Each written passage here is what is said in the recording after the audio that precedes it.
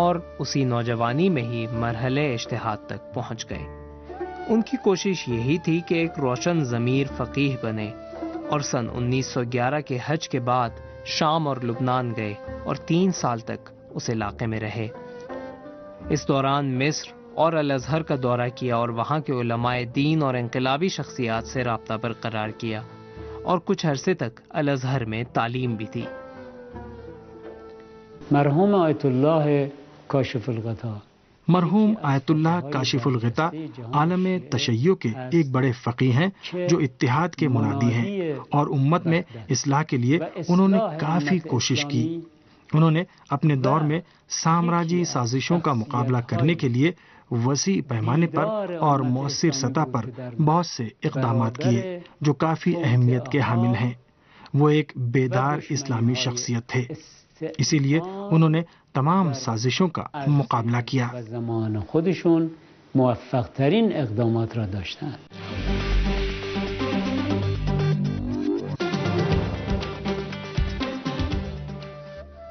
پہلی جنگ عظیم سے پہلے سن 1914 میں عراق لوٹ آئے اور نجف میں کاشف الغطا کتب خانہ اور حوزہ علمیہ کی بنیاد رکھی۔ پہلی جنگ عظیم شروع ہونے اور عراق پر برطانوی افواج کے حملے کے بعد سن 1920 کے مرجعیت کے انقلاب کے سربراہوں میں رہے۔ ان کی مزاحمت کی شکست کے بعد کئی دیگر مراجع کے ساتھ نجف سے جلا وطن کر دیے گئے۔ جنگ کے خاتمے کے بعد نجف لوٹ آئے اور کچھ عرصے بعد ان کا شمار مفتیوں میں ہونے لگا، اور سن 1931 میں بیت المقدس میں اسلامی کانفرنس میں بلائے گئے اور مفتی فلسطین کے اصرار پر نماز عشاء کی امامت کے بعد قدس اور فلسطین کی حمایت کی ضرورت پر تقریر کی۔ اس دوران ایران میں مغرب کی طرف رجحان کو دیکھتے ہوئے اور مرجعیت کی عظیم ذمہ داری کے باوجود سن 1933 میں ایران کا سفر کیا اور 6 مہینے کے دورے میں اپنی تقریروں کے ذریعے ایران کے اسلامی پہچان اور حقیقت پر روشنی ڈالی۔ عمر کے آخری حصے میں اسلامی تہذیب کا تعارف کرانے کے لیے مختلف اقدامات کیے۔ سن 1952 میں پاکستان کا سفر کیا، جس میں انہوں نے پاکستان میں اسلامی کانفرنس کے اجلاس میں شرکت کی اور مختلف شہروں کا بھی دورہ کیا، اور اتحاد اور دیگر مسلمانوں کے ساتھ امن پسندی کے ساتھ رہنے پر تاکید کی۔ عمر بھر علمی کوشش کی اور سامراج کے ساتھ جہاد کرتے رہے، اور سن 1954 میں ان کا انتقال ہوا اور نجف اشرف میں سپرد خاک کر دیے گئے۔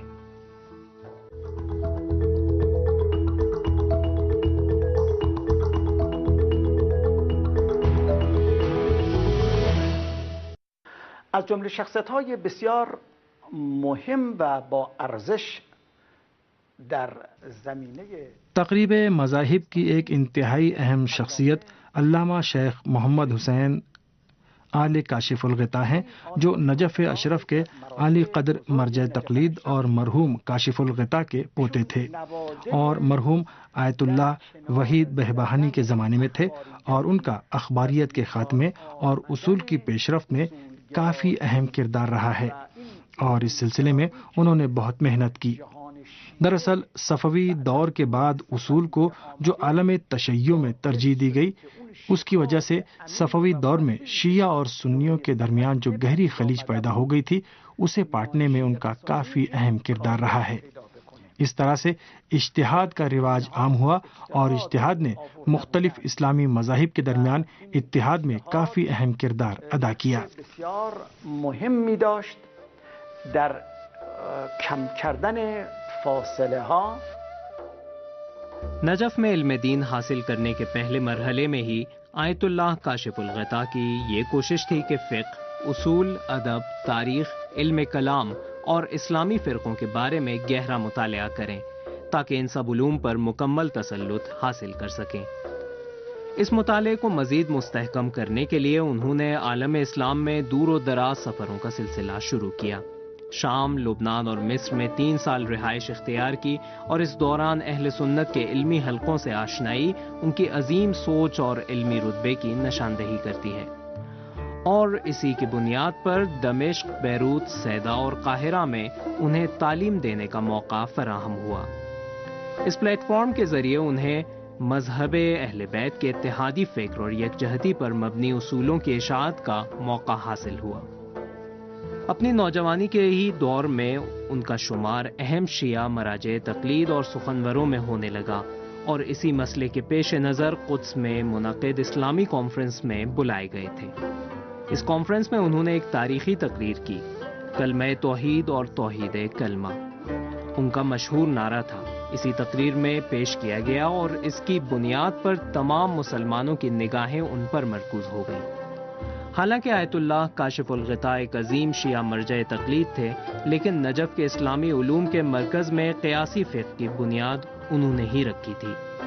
انہوں نے وہابیت اور مغرب سے متاثر مسلمانوں کے سامنے تشیع کا دفاع کیا، جسے اصل الشیعہ و اصولھا میں پیش کیا گیا ہے۔ ایک دقیق منصوبے کے تحت ان کی یہ کوشش تھی کہ عالم اسلام کی مکمل خبر رکھی جائے۔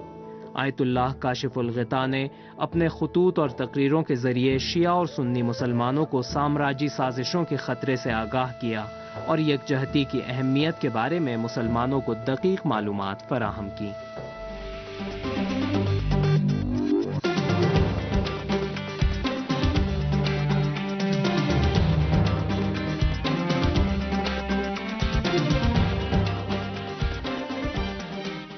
منهج الشيخ كاشف الغطاء في التقريب بين المذاهب الإسلامية هو شیعہ سنی اختلافات کو کم کرنے کے لیے شیخ کاشف الغطاء کی یہ روش تھی کہ انہوں نے یہ کوشش کی کہ اہل سنت شیعہ اصول و عقائد کو سمجھیں اور شیعہ اہل سنت کے اصول و عقائد سے آگہی حاصل کریں۔ نہ یہ کہ شیعہ چاہیں کہ سنی شیعہ ہو جائیں یا سنی یہ چاہیں کہ شیعہ سنی ہو جائیں، بلکہ ہر فرقہ اپنی تعلیمات اور اصولوں کی دوسروں کے لیے وضاحت کرے۔ اسی لیے انہوں نے امامیہ عقائد کی وضاحت پر تاکید کی تاکہ کسی طرح کی غلط فہمی باقی نہ رہے اور دوسرے فریق شکوک و شبہے میں مبتلا نہ رہیں۔ ان کی روش میں جو ایک اور خاص بات تھی وہ یہ تھی کہ وہ عام لوگوں کو پیش نظر رکھتے تھے، تمام علماء کو پیش نظر رکھتے تھے، یعنی کسی خاص گروہ یا تنظیم پر ہی توجہ نہیں دیتے تھے۔ انہوں نے ایک کتاب لکھی ہے جو بہت معروف ہے، اصل و اصول الشیعہ۔ آپ غور کریں کہ انہوں نے اس کے مقدمے میں کیا لکھا ہے۔ وہ لکھتے ہیں، عراق میں اہل سنت حضرات کو امامیہ کے بارے میں کچھ بھی نہیں معلوم، حالانکہ وہ شیعوں کے ساتھ رہتے ہیں اور ایک دوسرے سے قریب بھی ہیں۔ کچھ مہینوں پہلے میرے پاس ایک نوجوان نے خط لکھا اور اس خط میں اس نے لکھا کہ میں دہلم میں ایک اہل سنت کی مسجد میں نماز پڑھنے گیا تو وہاں لوگوں نے مجھے دیکھ کر بہت حیرت ظاہر کی اور بار بار پوچھا کہ تم امامیہ ہو؟ ان لوگوں کو شیعوں کے بارے میں کچھ بھی معلوم نہیں تھا۔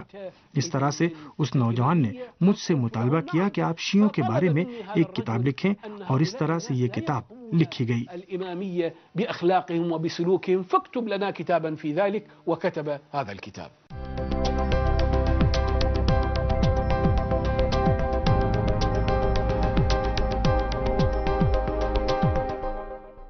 للشيخ كاشف الغطاء مؤلفات كثيرة تناهز 80 عنوانا۔ شیخ کاشف الغطاء نے بہت سی کتابیں لکھی ہیں جن کی مجموعی تعداد 80 ہے۔ ان کی سب سے معروف کتاب التحریر ہے جو دراصل عثمانی دور کی کتاب الاحکام العدلیہ پر حاشیے کی شکل میں لکھی گئی تھی، اور یہ کتاب قضاوت سے متعلق تھی اور اتنی اہم کتاب ہے کہ اسے یونیورسٹیوں میں پڑھایا جاتا تھا اور آج تک کویتی عدالتوں میں اس سے استفادہ کیا جاتا ہے۔ یہ بہت اہم کتاب ہے۔ اسی طرح ان کی ایک اور کتاب ہے جس کا نام الدین الاسلام یا الدعوۃ الاسلامیہ الی مذہب الامامیہ ہے۔ یہ بھی بہت اہم کتاب ہے اور اس میں بہت سے آراء کا ذکر کیا گیا ہے۔ اس کے علاوہ بھی ان کی بہت سی کتابیں ہیں جیسے حسین کتاب اللہ تکوینی، حاشیہ عروہ، حاشیہ رسائل، حاشیہ مقاصد۔ اس کے علاوہ چھوٹے چھوٹے بہت سے رسالے ہیں اور ان کی ایک اہم کتاب ہے جو المراجعات الریحانیہ کے نام سے معروف ہے۔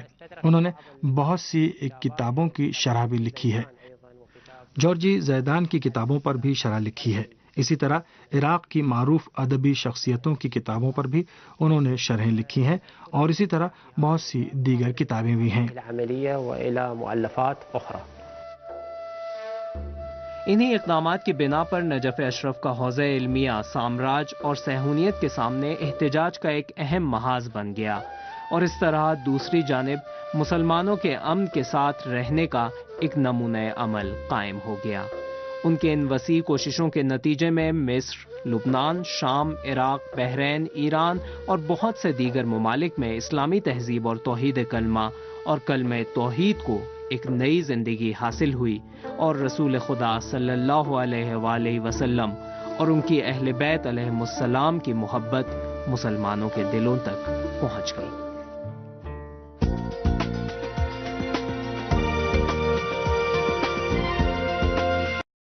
اور اسی نوجوانی میں ہی مرحلے اجتہاد تک پہنچ گئے۔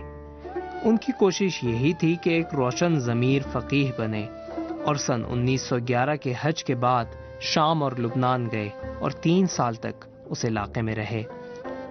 اس دوران مصر اور الازہر کا دورہ کیا اور وہاں کے علماء دین اور کوشش کی۔ انہوں نے اپنے دور میں سامراجی سازشوں کا مقابلہ کرنے کے لیے وسیع پیمانے پر اور مؤثر سطح پر بہت سے اقدامات کیے جو کافی اہمیت کے حامل ہیں۔ وہ ایک بیدار اسلامی شخصیت تھے، اسی لیے انہوں نے تمام سازشوں کا مقابلہ کیا۔ زمان خودشون موفق ترین اقدامات را داشتند۔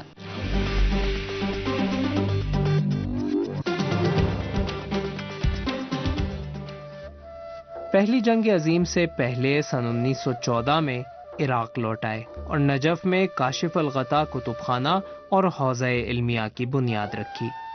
پہلی جنگ عظیم شروع ہونے اور عراق پر برطانوی افواج کے حملے کے بعد سن 1920 کے مرجعیت کے انقلاب کے سربراہوں میں رہے۔ ان کی مزاحمت کی شکست کے بعد کئی دیگر مراجع کے ساتھ نجف سے جلا وطن کر دیے گئے۔